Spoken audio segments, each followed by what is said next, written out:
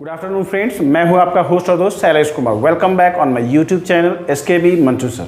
Dear students, आज मैं फिर हाजिर हूं आप लोग के लिए एक बेहतरीन टॉपिक के साथ, और ये टॉपिक है दिए हुए चित्र में एंगल को फाइंड करना। और ये क्लास 9 के लिए ज्योमेट्री एट अ ग्लांस का एक सीरीज़ है। इसमें आपका स्वागत है और मैं कोशिश करूँगा इसमें बेहतरीन तरीके से आप लोगों को एंगल फाइंडिंग करना सिखाना।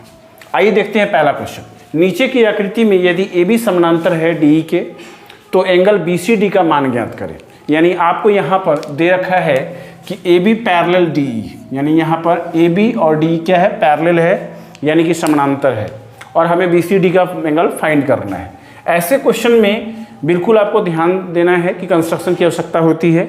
आइए देखते हैं। सबसे पहले यहाँ पे 100 डिग्री है और यहाँ पे 120 डिग्री है, और यहाँ पे पूछा गया है, तो ये कोई ट्रायंगल तो बन नहीं रहा है, तो हम कैसे फाइंड करेंगे? इसके लिए कंस्ट्रक्शन करेंगे।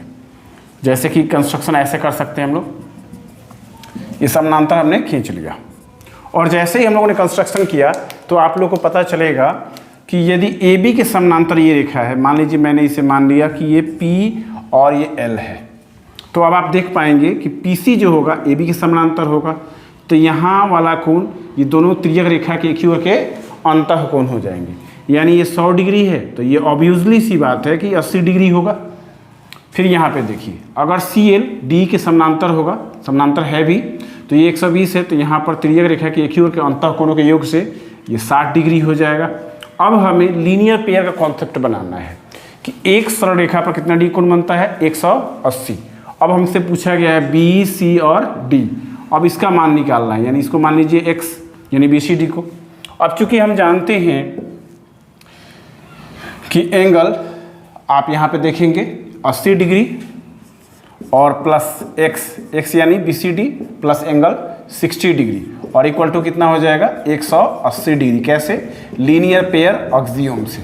ध्यान रखेंगे। अब यहाँ पर हमें x की वैल्यू निकालनी है, यानी 80 डिग्री और 60 डिग्री 140 डिग्री हो जाएगा। यानी x का वैल्यू क्या है, एंगल BCD और प्लस यहाँ पे 140 डिग्री बराबर 180 डिग्री। इसलिए एंगल BCD बराबर 180 डिग्री माइनस 140 डिग्री, और इस प्रकार से आप आसानी से इसका मान निकाल सकते हैं।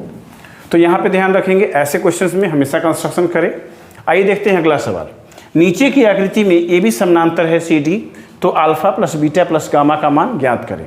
ये कई बार पॉलिटेक्निक में NDA में भी पूछा जा चुका है। आइए देखते हैं।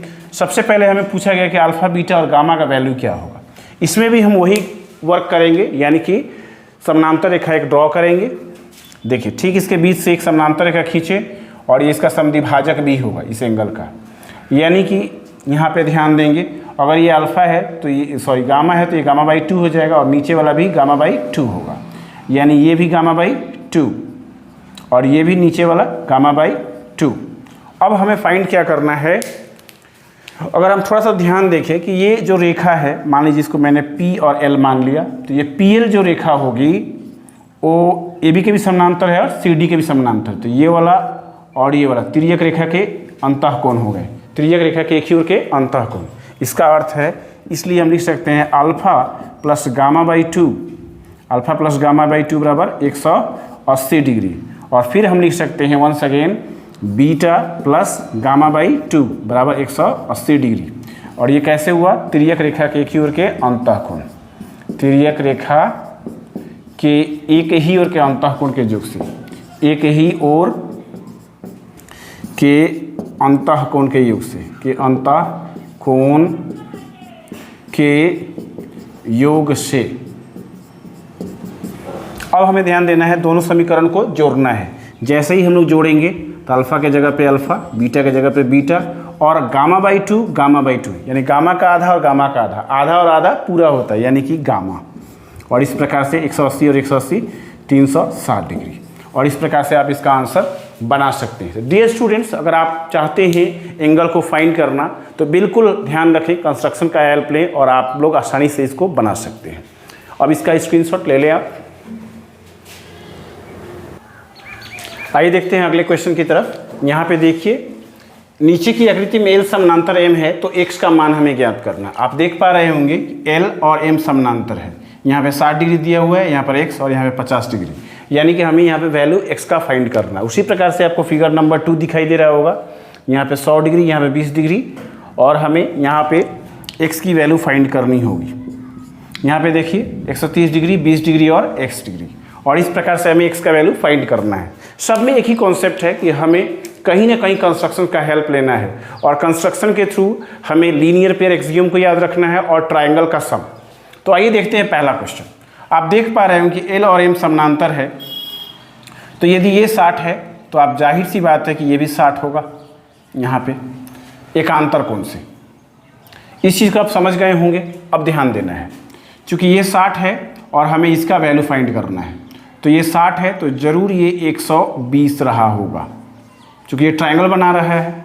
तो 120 और 50 170, और हमें देखना है कि ये बाह्य कोण है और ये सुदूर अंतः कोण है, तो बाह्य कोण सुदूर अंतः कोणों के योग के बराबर होता है। तो हम लोग क्या करेंगे, कुछ इस प्रकार से करेंगे, यानी कि x की वैल्यू हम लोग लिखेंगे इस प्रकार से। x की वैल्यू फाइंड करनी है तो 120 और प्लस 50, 120 और प्लस 50 डिग्री बराबर 170 डिग्री, और इस प्रकार से x का वैल्यू हमें फाइंड हो गया। आइए देखते हैं अगला। यहाँ पे हमें निकालना है x की वैल्यू और यहाँ पे 100 डिग्री है। अब हमें करना क्या है कि इसमें भी कंस्ट्रक्शन का हेल्प लेना है, और हम लोग कुछ इस प्रकार से कंस्ट्रक्शन करके एक ट्रायंगल बनाने की कोशिश करते हैं। यहाँ पे देखें ध्यान से, ये 20 डिग्री है, ये 100 डिग्री है, तो जाहिर सी बात है कि यहाँ पे अगर पॉइंट को ध्यान दें, अगर हम एक पॉइंट बनाते हैं A, यहाँ पे O बना ले और यहाँ पे B बना ले, तो ये AOB जो है एक ट्रायंगल बनेगा, और ट्रायंगल बनेगा तो सम ऑफ ट्रायंगल कितना होता है 180, यानी 100 और 20 120, तो यहाँ पे जरूर बनेगा 60, ये 60 डिग्री हो गया। उसी प्रकार से ये 60 है, चूँकि L और M समानांतर ये 60 है, तो एक आंतर कोण के माध्यम से ये भी 60 डिग्री होगा। और आप ध्यान दें तो ये एक सरल रेखा बन रहा है, तो किसी सरल रेखा पर कितना डिग्री बनता है 180, और इस प्रकार से आप सेकंड वाले फिगर को आप ऐसे लिख सकते हैं 60 plus x, 60 degree plus x degree equal to 180 degree. कैसे? लीनियर पेयर एक्सियोम से।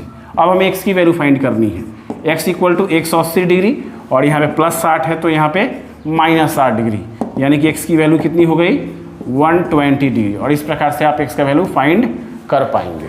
अगले फिगर में ध्यान दिया जाए, और अगले फिगर में ध्यान दिया जाए तो यहाँ पे O बना लीजिए, यहाँ पे P बना लीजिए, और हम ध्यान दें तो फिर से इसमें एक कॉन्सेप्ट आ रहा है ट्रायंगल का। आइए देखते हैं। अगर इसको हम लोग ऐसे मिला लें तो यहाँ पर फिर से देखिए, ये 20 है और ये x है, और यहाँ पे कोई एंगल बनेगा। और अब हमें ध्यान रखना है कि ये 130 है तो ये जरूर 50 रहा होगा, क्योंकि एक सरल रेखा पर कितने डिग्री कोण बनता है 180, यानी 50 ही हो गया। तो जब ये 50 हुआ तो ये भी कितना होगा 50 डिग्री। अब हमें x की वैल्यू फाइंड करनी है, तो बिल्कुल इजी है। हमें x की वैल्यू फाइंड करनी है तो लिखेंगे थर्ड फिगर के लिए, यानी कि 20 डिग्री प्लस x डिग्री और प्लस 50 डिग्री जो हम लोगों ने कंस्ट्रक्शन के थ्रू निकाला है, इक्वल टू कितना रखेंगे 180 डिग्री। और अब हमें x की वैल्यू फाइंड करनी है, तो x की वैल्यू कितनी हो जाएगी 180 डिग्री, और ये 50 को और 20 को आप जोड़ेंगे तो 150 और 20 70, यानी माइनस यहाँ पे 70 डिग्री कर देना होगा। इसलिए x की वैल्यू कितनी हो जाएगी 180 में 70 घटाइए, यानी 110 डिग्री। और इस प्रकार से आप आसानी से एंगल को फाइंड कर पाएंगे। केवल थोड़ा सा कॉन्सेप्ट मैंने बताया, इस कॉन्सेप्ट का आप यूटिलाइजेशन करें, 9th क्लास के जितने भी क्वेश्चंस हैं आसानी से बन जाएंगे, जिसमें कि आपको एंगल फाइंड करना है। और इसी प्रकार से आप मेरे वीडियो पर बने रहें। Keep watching and keep practising. Thank you.